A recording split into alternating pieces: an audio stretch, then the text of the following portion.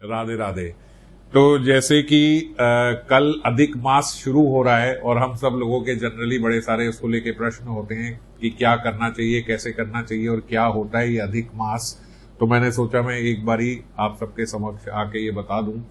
अधिक मास में हम लोगों को ज्यादा भजन करना होता है, मगर ये जो कार्तिक का नियम व्रत होता है उससे थोड़ा अलग होता है। कार्तिक में नियम सेवा होती है, नियम बहुत सारे होते हैं, लेकिन अधिक मास में जैसे श्री गुरुदेव हमारे बताया करते थे बाबा महाराज कि अधिक मास में ज्यादा भजन करना होता है, इसमें भजन का अधिक लाभ मिलता है। और कहीं कहीं जगह तो ये माना जाता है कि अधिक मास में जो हम भजन करते हैं उससे जीव केवल एक मास में ये जन्म मृत्यु के चक्कर से भी ऊपर उठ सकता है। मतलब इतना कि उसके अपने पिछले पूर्व के सारे पाप नष्ट हो सकते हैं यदि वो इस मास में अच्छे से भजन करे। तो ज्यादा से ज्यादा भजन करना चाहिए। क्यों भजन करना चाहिए, क्या है ये अधिक मास?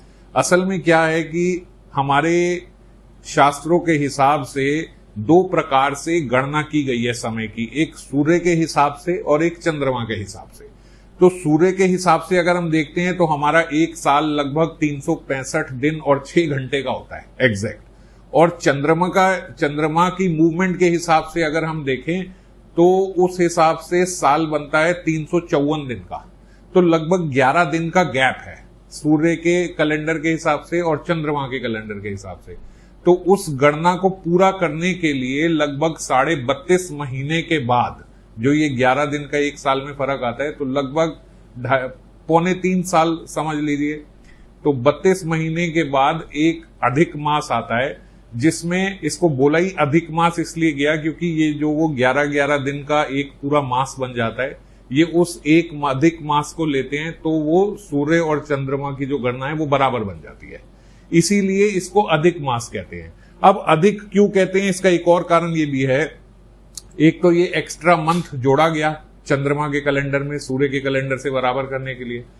अब हमारे जो जितने महर्षि थे उन्होंने पूर्व काल में जो जो एक एक मास था उस हर एक मास के एक देवी देवता को नियुक्त किया था कि इस मास में इस देवी या इस देवता की पूजा होगी, इस मास में इस देवी या इस देवता की पूजा होगी। तो सबके एक अधिष्ठात्री देवता है हर मास के। पर क्योंकि ये अधिक मास हुआ तो इसमें किसी देवता का इसका कोई अधिष्ठात्री देवता नहीं है, इसमें किसी देवता ने नहीं बोला कि ये मेरा मास है। तो इसीलिए इस अधिक मास को सार्वजनिक रूप से मल मास भी बोला जाता है। मल मास मतलब बिल्कुल मल के समान की, जैसे इसका कोई अधिष्ठात्री देवता ही नहीं है तो लोग इसे एकदम नकार देते हैं कि इस मास में तो बिल्कुल बेकार है, ये तो मल मास है। अब इसीलिए तो सारे हमारे जो महर्षि थे, और अभी हम लोग इस वीडियो के बाद एक बाबा की रिकॉर्डिंग भी सुनेंगे श्री गुरु महाराज की, उन्होंने बताया कि किस प्रकार से मलमास भी भगवान के पास गए। तो भगवान ने और हमारे महर्षियों की रिक्वेस्ट से भगवान ने इस मास को फिर अपना नाम दिया, क्योंकि किसी देवी देवता ने इसको अपनाने से मना कर दिया तो भगवान ने अपना नाम दिया, जिस कारण से ये अधिक मास जो कि लोग मल मास कहते हैं उसको पुरुषोत्तम मास कहा जाने लगा। अब क्योंकि भगवान इसके अधिष्ठात्री देवता हो गए, बाकी सबके तो देवी देवता है, पर इस मास के अधिष्ठात्री देवता स्वयं भगवान हो गए, इसीलिए इसका नाम भी पुरुषोत्तम मास हुआ। और इसीलिए इस मास में भजन करने से हमें कोटि गुना फल मिलता है। जैसे आप बाकी टाइम एक माला करोगे, एक माला का फल मिलेगा, इसमें अगर हम एक माला करेंगे तो एग्जैक्ट कैलकुलेशन तो नहीं है कि 10 गुना 100 गुना ये कितना, पर ऐसा बताया जाता है कि कोटि गुना फल मिलता है इसमें भजन करने से।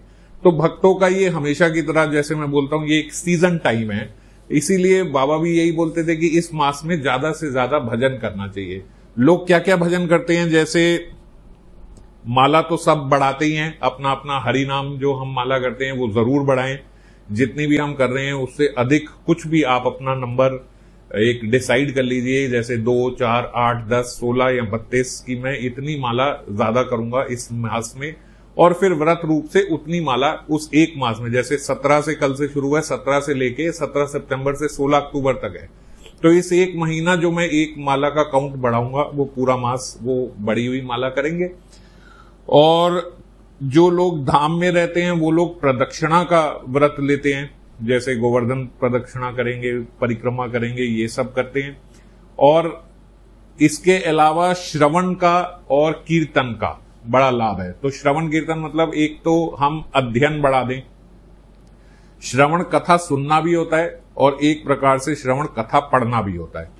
तो हम अपना अध्ययन का भी एक व्रत जरूर इस मास में लेंगे, क्योंकि भजन बढ़ाना है ना। तो भजन का एक अंग तो हुआ अपनी माला बढ़ाना, और दूसरा बहुत महत्वपूर्ण जिसपे बाबा भी बहुत जोर देते थे वो है अपना अध्ययन करना।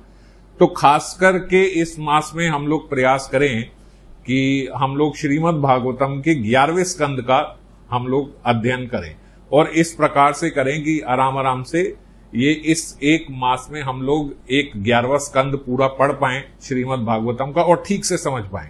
मैं 11वां स्कंद पे इसलिए फोकस दे रहा हूं क्योंकि ये तत्व की दृष्टि से बहुत ही महत्वपूर्ण अध्याय है। और जब भी कोई भागवतम हम सुनते हैं, जो भागवतम की कथा होती है साप्ताहिक, उसमें जो हम सुनते हैं, तो उसमें सबसे ज्यादा इग्नोर किया हुआ जो अध्याय है, जो सबसे ज्यादा इग्नोर किया हुआ स्कंद है, वो 11वां स्कंद है। क्योंकि 11वें स्कंद में बड़ी गूढ़ बातें की गई हैं जो एक आम पब्लिक के लिए नहीं होती। तो इसीलिए एक जनरल पब्लिक के सामने ये बोला ही नहीं जाता 11वां स्कंद।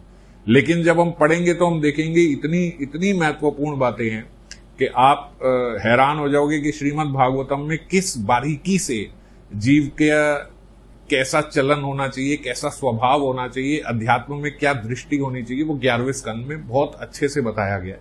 उद्धव गीता भी इसे बोलते हैं, भगवान ने उद्धव जी को ये ज्ञान दिया है।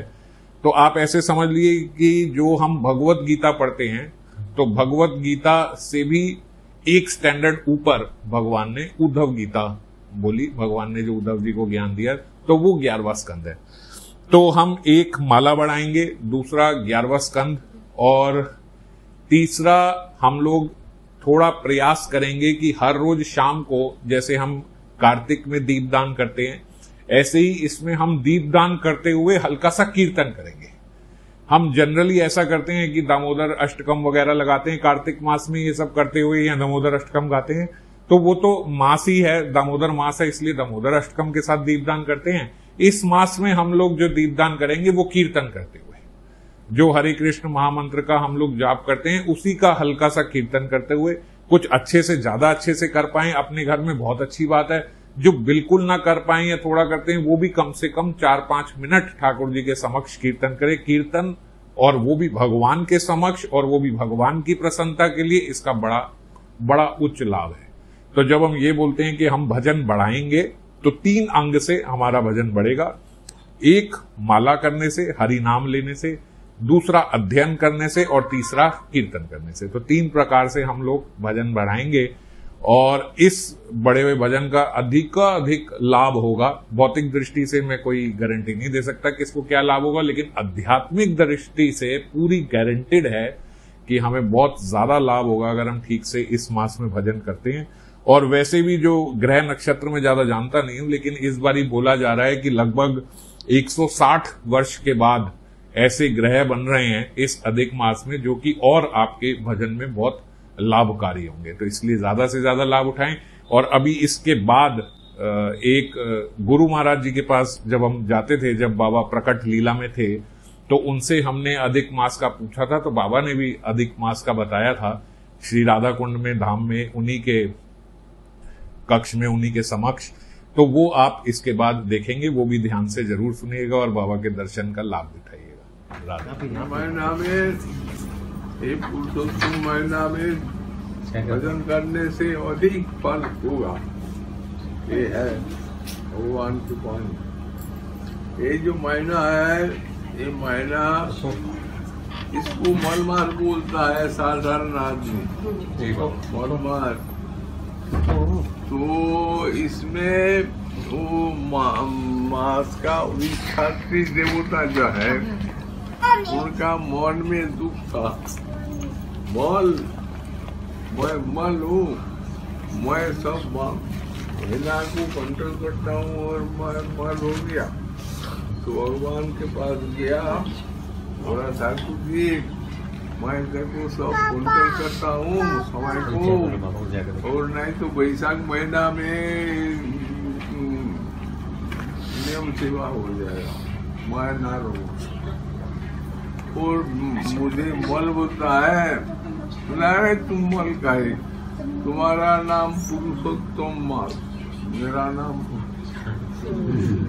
पुरुषोत्तम मास, तुम पुरुषोत्तम मास हो। साधारण आदमी की बात छोड़ो, वो लोग अच्छा काम नहीं करेगा तुम में तो क्या तुम्हारा दुख है, दुख नहीं करो। हमारा भक्त लोग जो है वो ज्यादा भजन करेगा और ज्यादा भजन का फल लाभ करेगा।